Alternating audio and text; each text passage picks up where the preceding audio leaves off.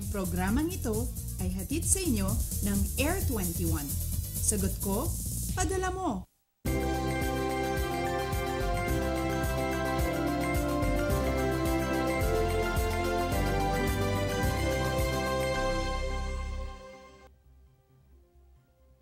Magandang umaga Luzon, Visayas at Mindanao. How's your weekend so far? Para sa mga maagang gumising para maghanda sa kanilang pagsisimba mamaya o kaya para naman sa mga maaga ring mamamalengke. Mainam po yan para makakuha ka ng sariwang karne o isda na tamang-tama naman sa masarap na pananghalian ng pamilya.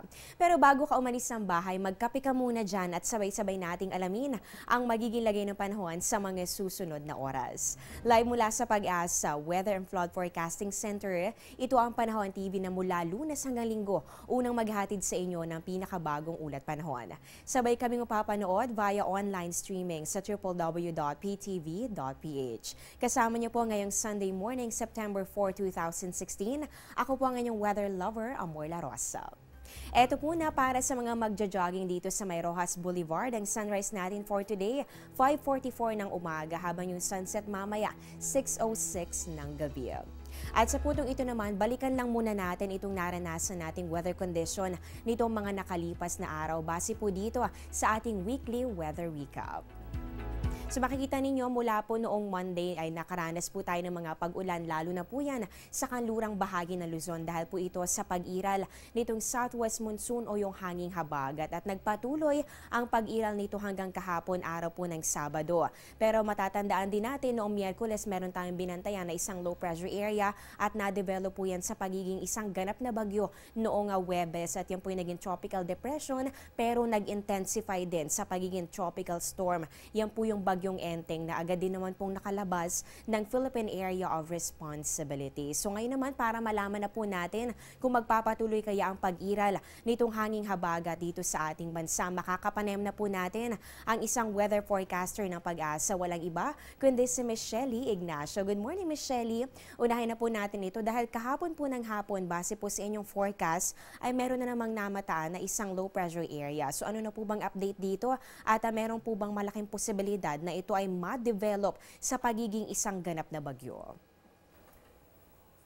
Magandang umaga rin sa inyo, Amor, at sa ating mga tagapanood. At yung binabantayan nating low pressure area ay huli nating namataan sa layong 465 km east-northeast ng Itbayat, Batanes. Itong LPA na ito ay mababa naman yung chance na maging bagyo, pero hindi natin naalis yung posibilidad. Pero continuous monitoring pa rin tayo.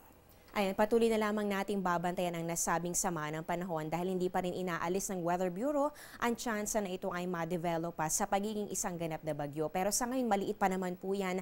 Pero gaya nga na nabanggit sa atin ni Michelle, magbantay pa rin po tayo. At para naman sa araw na ito, ano po bang inaasahan nating weather conditions sa iba't ibang bahagi ng ating bansa? Magiging maulan pa rin ba dahil sa habagat? At para naman dito sa ating taya ng panahon sa loob ng 24 oras, meron pa rin tayong habagat na nakakaapekto dito sa kanlurang bahagi ng ating Northern Luzon. Dahil dyan asahan natin itong rehiyon ng Ilocos, Cordillera, kasama itong probinsya ng Batanes at ang isla ng Babuyan. Makaranas siya ng maulap na kalangitan, may kasama yung mahina hanggang sa katamtamang mga pagulan at pagkilat at pagkulog. Samantalang sa Metro Manila at sa titirang bahagi ng ating bansa, magiging maganda naman yung lagay ng ating panahon, mainit at maalisangan, pero hindi pa rin natin naalis yung chance ng magkaroon ng mga isolated na paulan. Dahil ilang bahagi pa rin ng ating bansa ang makakaranas ng mga pag-ulan at pagkidlat, pagkulog, para sa mga lalabas ng bahay, huwag kakalimutang magdala ng payong. At para naman sa ating mga sea travelers, ligtas po ba ang pamamalaot o paglalayag para sa araw na ito? Meron po ba kayong nilabas na babala para sa ating sea condition? Para naman sa kalagayan ng ating karagatan, wala tayong nakataas na gale warning sa alimang sulok ng ating mga kapuluan. Pero dito sa May Luzon, ay yung ating mga alon ay magiging katamtaman hanggang sa maalon. At maaari pa rin maglayag yung ating mamayang mangisda sa alimang sulok po ng ating mga kapuluan. At panghuling katanungan na lamang po, Michelle, bilang gabay sa ating viewers na nagtatanong tungkol dito sa bagyo, kung pag-uusapan po natin ang tropical cyclones this month ng September, ay inaasahan ba natin na kadalasang mas malalakas at nagla-landfall po ba kadalasan yung mga bagyo na pumapasok ng Philippine boundary kapag ganitong buwan? Ngayong buwan ng Setyembre, ang inaasahan nating bilang ng tropical cyclone na papasok sa ating Philippine Area of Responsibility ay 2 hanggang 4. Pero itong tinatahak na direksyon ng ating mga bagyo sa buwan ng September ay maaari itong mag-landfall, mas karamihan dito nagla-landfall. Pero yung iba naman nagre-recurve. At itong mga bagyo ito, sa last quarter ng September, mas malakas yung ating inaasahan. Naku, iba yung paghahanda at pagmumonitor ang dapat nating gawin dahil 2 hanggang 4 na bagyo at posible rin na magkaroon ng landfall activity ang mga bagyong ito. Kaya patuloy po kayong tumutok dito lamang sa Panahon TV. Maraming salamat po sa minahagi impormasyon tungkol sa lagay ng ating panahon at mga dagdag kaalaman para sa ating mga manunood ngayong umaga. Nakapanayan po natin ang isang weather forecaster ng Pag-asa, si Michelle Ignacio. Diyan lamang po kayo dahil umpisa pa lang yan, magbabalik pa ang Panahon TV pagkatapos ng ilang mga paalala.